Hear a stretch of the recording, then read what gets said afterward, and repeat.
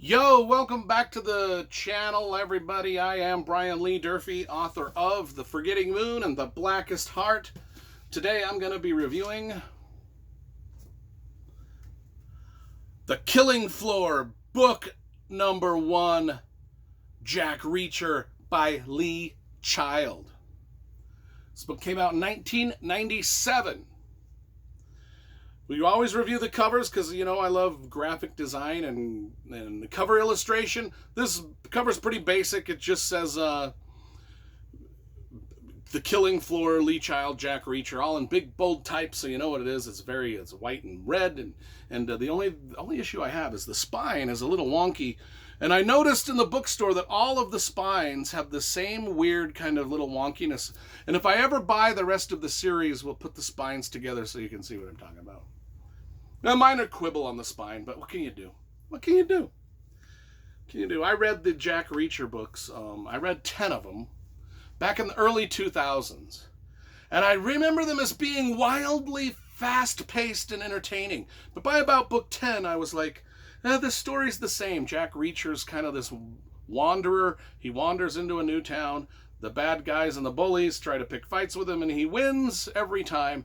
And I was like, these were way entertaining books, but I don't know if I'm going to collect any more of them. So I took the 10 that I had and I donated them to the prison library, thinking, that's it for me and Jack Reacher and Lee Child.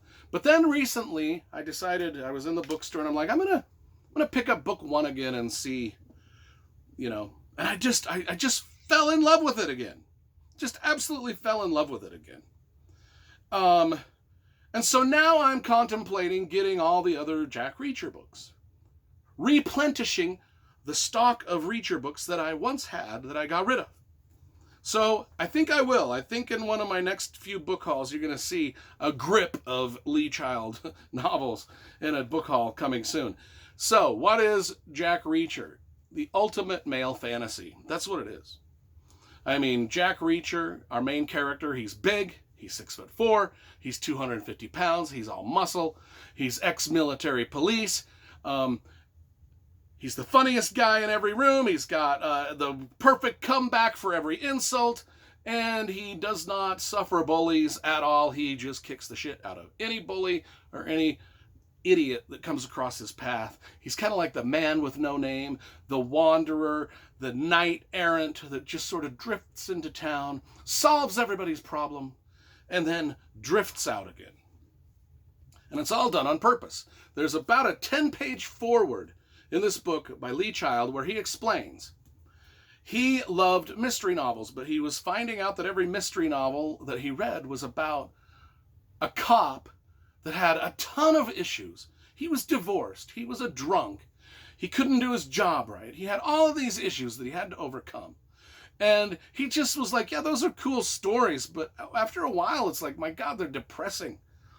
Can't these police and these police procedurals ever catch a break in their life? Do they always just have to go home to a life by them? I mean, he's like, I wanted to, on purpose, create a character that in every situation he would win, and he would do the thing that every man wants to do, which is just kick ass everywhere he goes.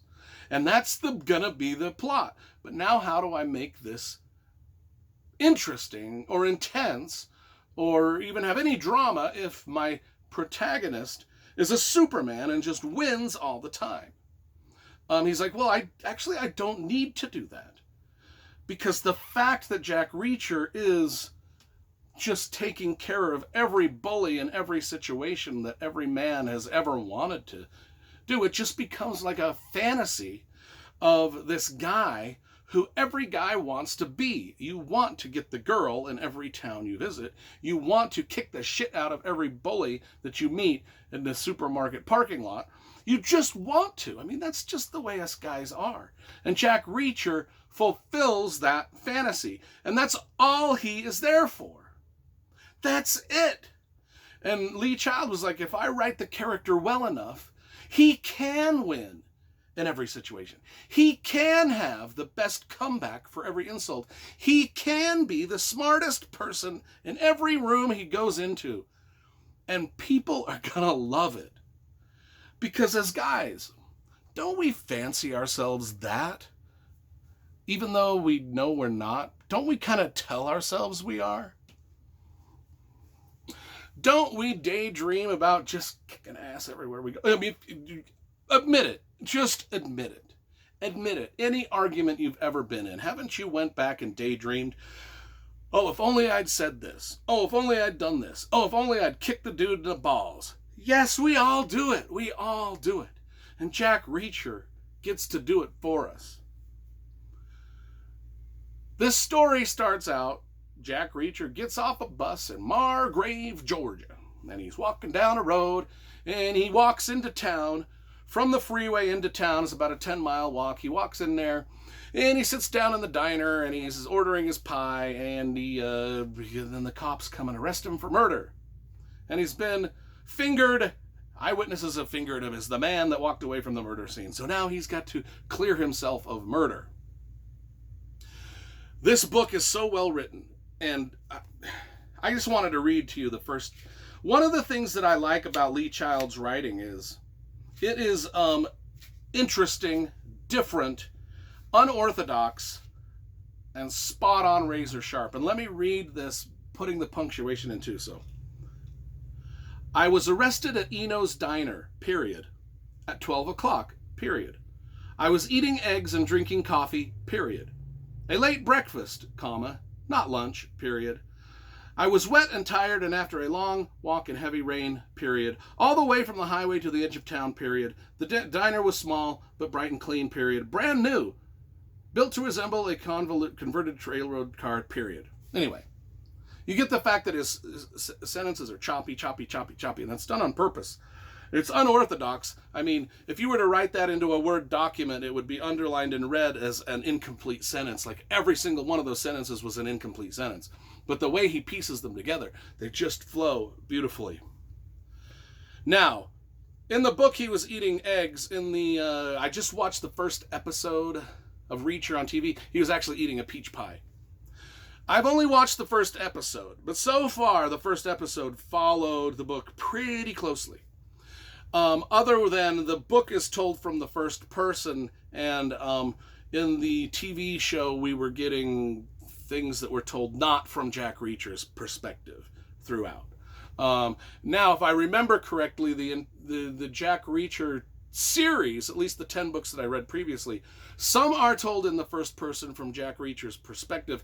Others are told from like a third person, which is interesting that the author would make that choice to have each book be a little bit different. The thing about this book that I like is there's an investigator, Finley, and the back and forth between Reacher and Finley is very good. In the book, it's a little more friendly, and then in the show, it's a little more antagonistic. But either way, it's that interplay between those two characters is what makes the story. Not only that, but as Finley is investigating Jack Reacher, that is a brilliant way for the author, Lee Child, to bring into the story Jack Reacher's backstory. Because backstory is very, very, very hard to inject into your novel. It's very hard. Very few people do it well. This is done almost perfectly because Lee Child uses that investigative interview to allow both the investigator and Jack Reacher himself to explain his history to us. Very good, very well done. There's some prison scenes early on in this book that are very much the grim reality of what it's like to be a new fish in a prison. I've worked in the prisons for 14 years as a prison guard, as a life skills teacher. I even once ran the prison libraries for a while. But I know what it's like, life in the prison, and how that community sort of functions. And I enjoyed the prison scenes in this because they were actually, as far-fetched as they weren't that far-fetched for a new fish. A new fish is a new inmate. And they go in, and Reacher and another character go into a prison, and they are essentially new fish. And they are confronted with some situations. Again, typical for prisons. It is reality. I will say, if you know what I'm talking about, if you've read this or seen the show, it is reality. And Reacher gets to kick ass like everybody. He's the male fantasy of just kicking ass over bullies. There's also a theme running through this about childhood, brotherhood. We get to learn a lot about Reacher's previous life and that investigation. In particular, we get to learn a lot about his brother and how they grew up. And we also get to, the theme of this is sort of like the death of a small town. One of the reasons Margrave, Georgia itself is an integral part of the plot is it is a small town that's dying. Of the freeway, the road, the main road used to run right through town, so the town was vibrant and alive with a lot of tourism and shopping and things like that. Well, when the freeway was built, 10 miles outside of town, everybody just zooms past Margrave, and they don't even know it's there. And that's part of what's happening with the plot and the evil people doing evil things in the town, this, that, and the other. Of course, Jack Reacher goes in, kicks ass, and takes names and everything, and he leaves the place better than he found it. I know that's a plot spoiler a little bit, but I mean, every one of the Jack Reacher novels is like that. So anyway, I absolutely zoomed through the second reading of this book, loving every word, loving how it was written, appreciating it now way more than I did 15, 20 years ago when I was reading these. So yeah, I think I might get the rest of the series and start reviewing them each individually on the channel. This is the perfect thriller.